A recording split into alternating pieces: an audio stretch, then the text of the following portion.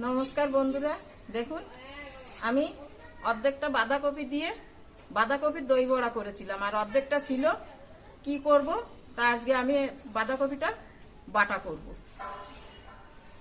আর তার সাথে দেব আমি একটু চিংড়ি মাছ। দেখুন তাহলে কিভাবে করি।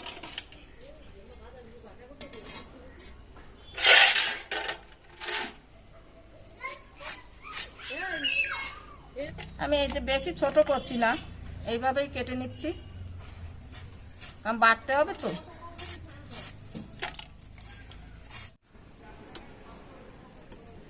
আমি কড়াইতে সর্ষের তেল দিচ্ছি, বাঁধাকপি বাটা তো সর্ষের তেল হলে ভালো হয়।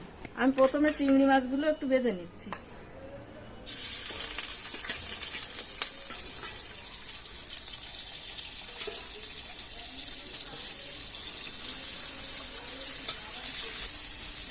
দিচ্ছি অল্প একটু নুন,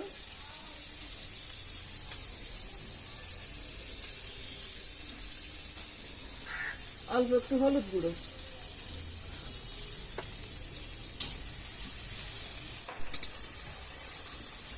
চিংড়ি মাছটা আমার ভাজা হয়ে গেছে, আমি তুলে নিচ্ছি।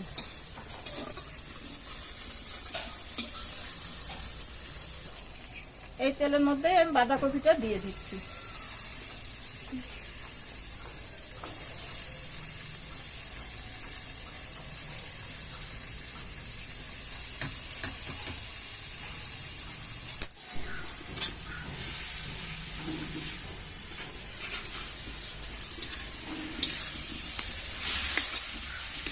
আমি দিয়ে দিচ্ছি এবার চিংড়ি মাছটা ভেজে রেখেছিলাম, চিংড়ি মাছটা দিয়ে দিলাম।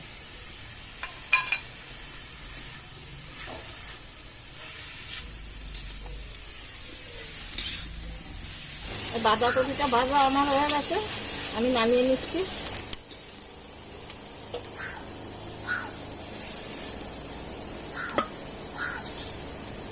তেল দিয়ে দিচ্ছি,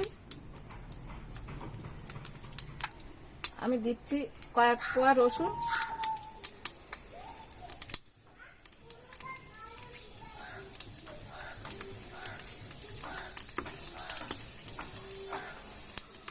অল্প একটু পেঁয়াজ কুচি,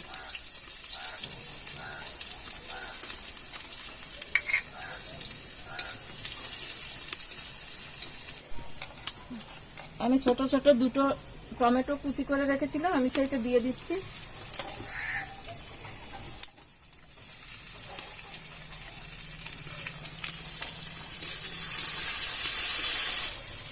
দিয়ে দিচ্ছি এর মধ্যে অল্প একটু নুন, অল্প একটু হলুদ।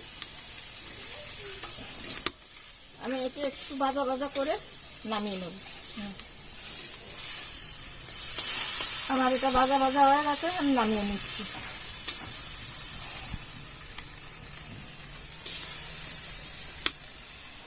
আমি বাঁধাকপিটা বেটে নিচ্ছি।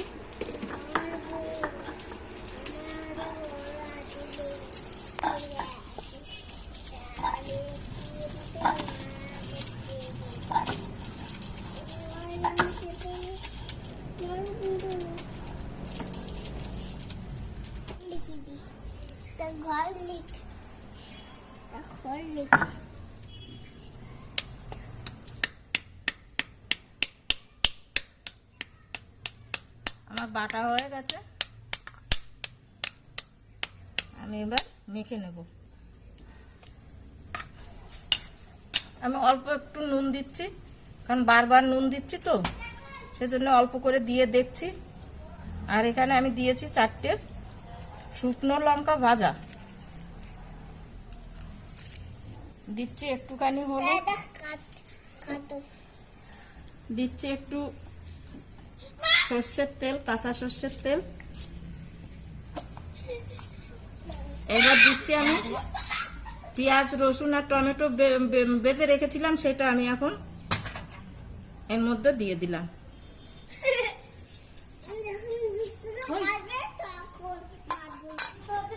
দিচ্ছি অল্প একটু চিনি,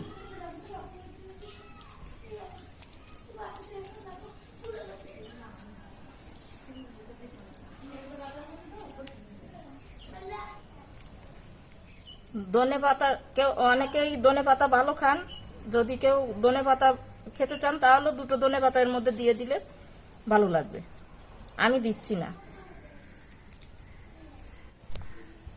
দেখুন বাটাটা আমার হয়ে গেছে। আমি এই যে যেভাবে বেটেছি এইভাবে আপনারা বেটে খেয়ে দেখবেন, আশা করি খুব ভালো লাগবে। দেখতেও কত সুন্দর হয়েছে দেখুন। যদি ভালো লাগে তাহলে আমাকে একটু জানাবেন।